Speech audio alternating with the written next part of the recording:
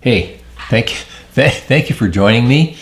This is a continuation of our river story series.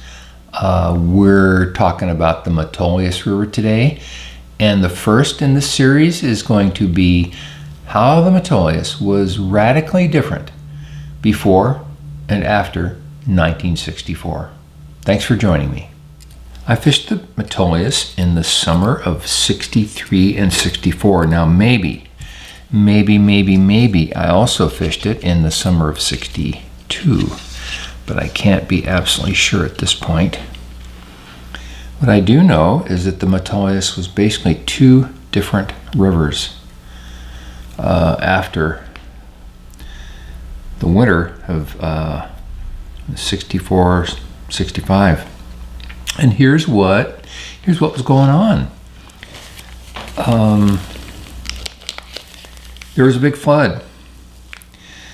They call it the Christmas flood of 64. It started, I think, December 21st, 1964, or thereabouts. I'll give myself some wiggle room. And it lasted about 20 days. And what had happened? There was a tremendous amount of snowfall, early snowfall, followed by warming and tremendous rainfall. Now, started out, I think it was actually classified, it was the biggest flood event that had been recorded in Oregon since at least 1870, the 1870s. And I don't think people were that great at, was this a 100-year flood, 500-year flood, whatnot. But the point is, it was big, and it had devastating impacts. A lot of people died. A lot of property damage, and the rivers were, I had my own personal little focus. The rivers changed tremendously. So how did the Metolius change? What happened on the Metolius? By the way, you can tell I'm not attuned to tying trout flies these days. I fished the Metolius in a couple of areas. One was around Camp Sherman, and the other was down in the canyon upstream from Wizard Falls Trout Hatchery. And the area above Camp Sherman had a lot of good, deeper holding water, and it had a bunch of log islands. Now, what do I mean by log islands? These were islands. They're out in the river, and they were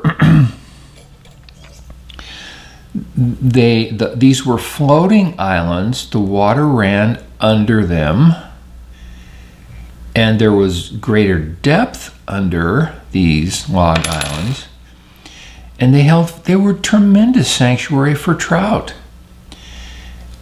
I love it when that happens. So the Metolius above Camp Sherman, there was a lot of good, deep, when I say deep, 5 feet deep, 6 feet deep, holding water. And there were a number of islands. These were floating log rafts covered with vegetation, not big trees, more like grass and weeds. But they provided, the water was deeper under these log rafts, I call them islands, and the trout loved to lay under those things. It provided great cover. So I remember fishing around these, and in the evening, just before dark, some really big trout would come out from under. They'd come out from under the log rafts. and I could see them, and they'd be rising, and I'd fish to them, and I mostly didn't catch them. I remember getting one for sure, and it was big. You know, to me, that was a 14-incher was a big fish. I probably wasn't 15, but 14-inch trout was a really big trout to me in those days. But the point is, there was good holding water above Camp Sherman, and a lot of it, and a lot of wood. Now the area below Camp Sherman, say down to the gorge, also had a lot of these log rafts and great fishing around them. Well, you know, I wasn't very good in those days, but there were a lot of fish around them, and I would raise a lot of fish and mostly not hook them because I didn't really understand the power of a drag-free drift. So I'd cast my fly out, and it'd start dragging pretty quickly, and the fish would take a swipe. They'd be, you know, chasing after my fly, boiling at it, and I didn't catch very many. When I fished the Metolius in the canyon above Wizard Falls, again, that area is characterized by big deep pools, and there was a lot. There were many. Let me exaggerate. There were tons of giant ponderosa pines laying in the river. Anyway, there was a lot of cover, and we caught fish around cover. So the '64 flood came around. I should have mentioned, the Metolius is unusual in Oregon. Most Oregon rivers are not spring creeks, and so they have a lot of up and down in their flow and their depth and their energy, and that's part of the annual cycle that these streams evolve with. The Metolius is one of Oregon's a small number of spring-fed creeks, and the Metolius tended not to change much in its flow, and so it was very stable. Now, how much? A little bit of change would have occurred because of outflow from Subtle Lake, but in general, the Metolius would be, and this is my recollection, I hope it's right, within 2 or 3 inches of the same river height, all year round. And so very, very stable riverbanks, not much change from year to year or season to season. Well, what happened in '64 was this 20-day period where you had the snow, boom, was gone. The rain set in, and the rivers from the coast through the Willamette Valley, the Mackenzie, the Willamette, the North and South Santiam, I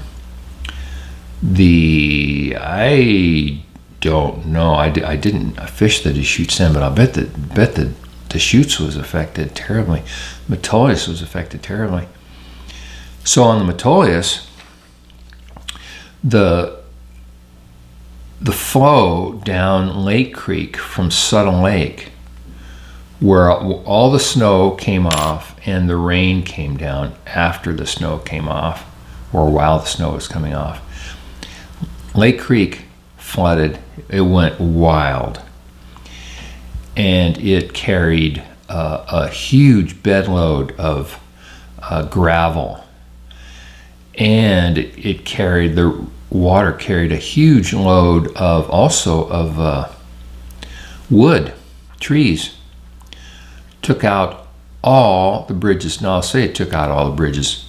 I don't know if it did or not, but I know it took out a bunch of them in the upper river. I don't know if it took out Bridge 99 down below the hatchery, but it sure took out everything in the upper river.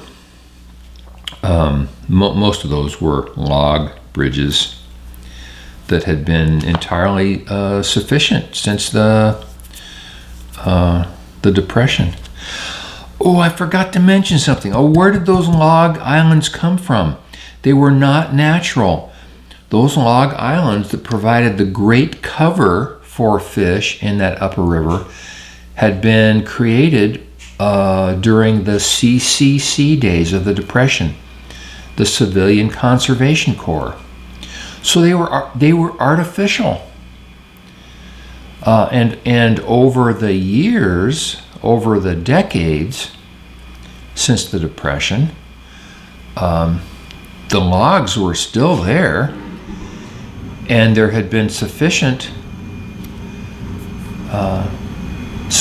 flow to dig out deeper water. So those folks back in the Depression were involved in fish habitat work. The Metolius was a place where people, boy, I lost that thread. People would go for their summer vacation and rent little cabins from the Forest Service, a practice that still continues today.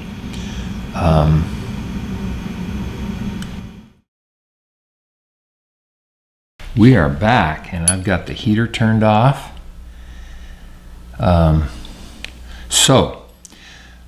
I don't believe the CCC folks had put in, I don't believe they'd put in wood in the lower river. But the place where the cover had been lacking was in the upper river. And they added it, and it was tremendous. And I remember, my gosh, here I was, a young teenager. I remember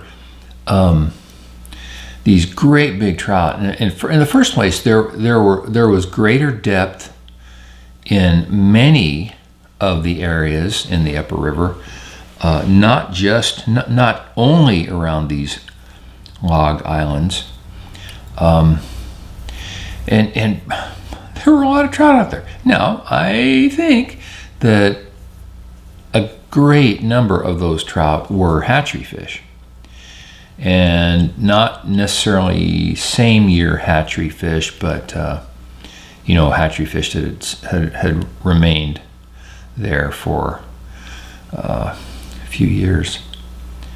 There were people up there. For example, the cabin just above Camp Sherman, that you can, little summer rentals, they had a big old batch of hatchery fish out behind a deck that overhung the water. And when I say big old trout, I mean there were 5-6 pounders there, and people would feed them. I think in the 60s they were feeding them bread, but I don't really remember. But I also remember fishing quite close by there and having big trout chase after my fly. I don't remember ever catching one because I don't think I understood. I know I didn't understand the direct feed drift. So anyway, this river, in the summer of '65, I went back to fish, and it was absolutely astounding. It was a shock, because the areas in the upper river where I couldn't wade, areas that would hold fish that were 5-6 feet deep, all of a sudden those areas were 6 inches deep, riverbank to riverbank, with no cover. The islands were all gone. The logs were gone. It was a desert. It was absolutely shocking. Now, in a lot, and all that gravel had come down from Lake Creek.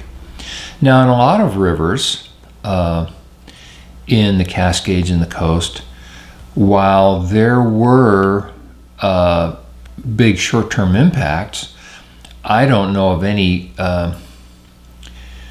rivers that didn't very shortly begin to heal, because they would still have ups, and they would still have high and low flow periods, and the high periods would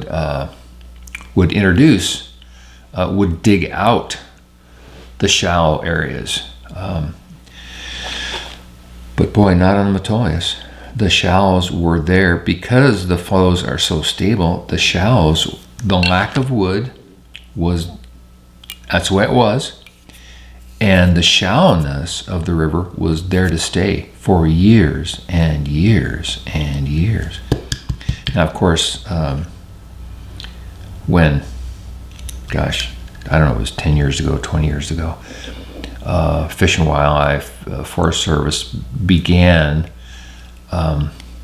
to reintroduce large wood to the upper river. But it wasn't without controversy, because the fact that all the bridges had been blown out by wood being pushed down the river by the flood, there was a reluctance to place large wood in the stream. So they didn't think about that stuff back in the Depression. They just said, "Hey, we got a great river here. We don't have cover for fish. Let's put some logs in." And from the 20s through the Christmas of '64, it worked out all right. So then you're left with a river with up there with no cover, no place for fish to hide. And now you have concerns about, so if we place, so what do we do if a log falls in the river naturally? What if we place a log? What's it going to do to the fish habitat? And what's it going to do to risk to our bridge infrastructure? So it's a whole new world. Now let's talk about the lower river. I'm not aware that in the upper river the changes were devastating to fish habitat and immediate and obvious and extensive and pervasive and all those things. In the river above Wizard Falls, the changes were also significant, but not as they were not as significant as they were in the upper river. You still had great big deep pools. Those were pools defined by the lava, the underlying lava, and they didn't change. But what did change was there were many areas in those pools where big trees. There are many areas in big pools where big trees. When I say big trees, I mean 4-foot diameter. They were big trees. Some of them might have been 4.5, but some of them might have been 5-foot diameter. They were gone.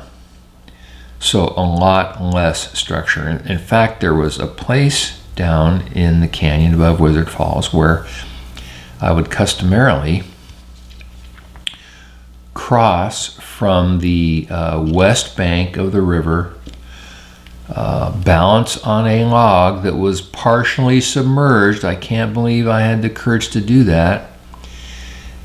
And go out to, it was a spine of lava that ran right up the center of the river, Metolius. How far did I fish up and down that lava spine? It had to be at least 1/4 of a mile. I don't think it was a half mile, but it was. And there, it gave me access to some fishing out there that some areas I could not reach from either bank. So that's the deal. The Metolius before, and you think about the Metolius, I think in the 20s and 30s, the Metolius was a popular destination for people. That's when a lot of the summer cabins were built on Forest Service land up there. So Metolius has a rich history of human, I forgot my hackle, of people going up there to enjoy the fishing. And that all changed in the Christmas flood of '64.